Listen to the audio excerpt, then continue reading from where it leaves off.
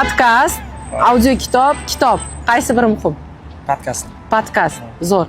Audio kitob. Qanaqa holatga qarabda, masalan, hech kim yo'q, tinch joy bo'lsa, albatta kitob muhim. Kitobni o'rniga hech qaysi narsa bosmaydi. Lekin metroda, jamoat transportida yoki qanaqadir shovqinli joyda bo'lsa, podkast. Talaba bo'lishimdan oldin обязательно kitob bo'lgan men uchun birinchi o'rinda. Hozir endi metro avtobusda yurganim uchun kitobni qo'limda ko'tarib ketishni orqali audio variantini ko'proq eshitaman. Podkast qachon eshitganman? Angliyskida eshitaman, podkast eshitsam har doim.